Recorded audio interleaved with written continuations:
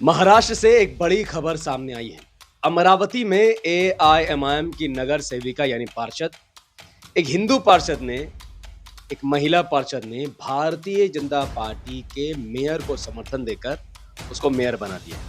अब देखिए, इस पर खबर तो यही है कि एआईएमआईएम किसी भी तरीके से बीजेपी का साथ नहीं दे सकती। पार्टी की आइडियोलॉजी भी यही कहती है कि एआईएमआईएम और बीजेपी समुंदर के वो दो किनारे हैं जो आपस में कभी नहीं मिल सकते।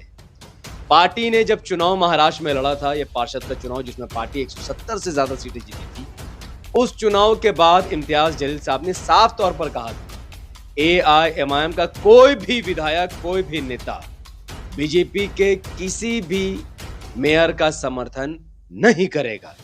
जो फैसला लेना होगा पार्टी का आला कमान फैसला लेगा, तब तक आप किसी को भी समर्थन नहीं देंगे।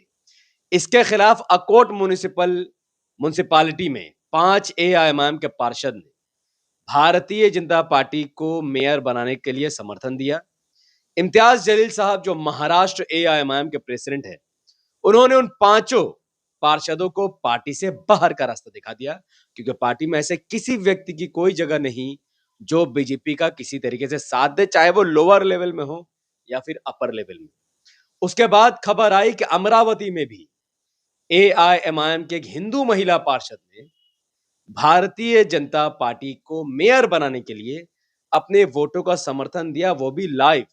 आज जब अमरावती में मेयर के लिए चुनाव हो रहे थे और बोला गया कि जो भी समर्थन में है वो हाथ उठाकर अपना सपोर्ट दिखाए, तो तमाम एआईएमआईएम के पार्षद, चाहे वो हिंदू या मुसलमान, चुपचाप बैठे हुए थे, उन्होंने समर्थन नहीं दिया।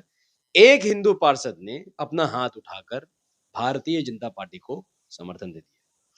अब आप पूछेंगे इसके बाद किया? इसके बाद सिर्फ एक ही नतीजा आता था, ये जो हिंदू पार्षद महिला है, इनको एआईएमआईएम ने बाहर का रास्ता दिखा दिया, यानी एमआईएम ने इनको पार्टी से निकाल दिया है, निष्कासित कर दिया है, बिकॉज इन्होंने पार्टी के खिलाफ जाकर स्टैंड लिया और भारतीय जनता पार्टी से हाथ मिलाया।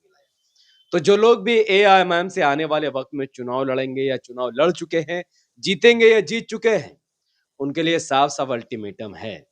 अगर आप एमआईएम के सिंबल से चुनाव लड़ रहे हैं, तो ये आपकी काबिलियत नहीं है कि आप जीत गए। आपके पीछे 20-25 हजार वोट सिर्फ असद साहब के नाम से आपको मिला है, और पार्टी का सिंबल जो पतंग का निशान है, उसके सिंबल पर आपको वोट मिला है। बाकी आपका इक्का दुक्का वोट होगा तो होगा। इस बुनियाद पर आपको पार्टी के साथ खड़ा रहना है। अगर आप किसी तरीके से भारतीय जनता पार्टी का सपोर्ट करोगे या आरएसएस का सपोर्ट करोगे, तो आपको पार्टी से धक्के देकर नहीं, बल्कि बाइज्जत बाहर निकाल दिया जाएगा, जैसा कि अमरावती के हिंदू पार्षद जो एमआईएम से जीती थी, उनको बाहर किया गया। पूरे महाराष्ट्र में एमआईएम के 5-6 हिंदू पार्षद जीते, उसमें से एक को बीजेपी का समर्थन करने की वजह से बाहर का रास्ता दिखा दिया गया है। अब यहां पर सवाल यह होता है कि क्या बीजेपी का समर्थन करना पाप है, अन्याय है? बिल्कुल। भारतीय जनता पार्टी और उनकी सरकार का विचारधारा देश को आगे बढ़ाने का नहीं है।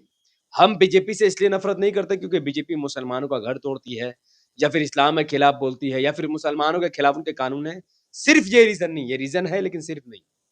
बीजेपी से भारत का मुसलमान और एमआईएम इसलिए नफरत करता है, इसलिए उनके खिलाफ खड़ा है, क्योंकि बीजेपी देश के खिलाफ काम कर रही है।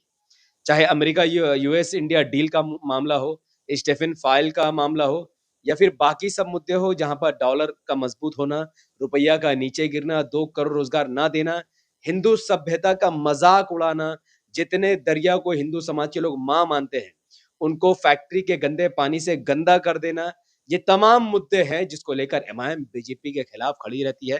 क्योंकि हम चाहते हैं कि अगर हिंदू किसी दरिया को भगवान मान रहा है, तो उस दरिया को वैसा दिखना चाहिए।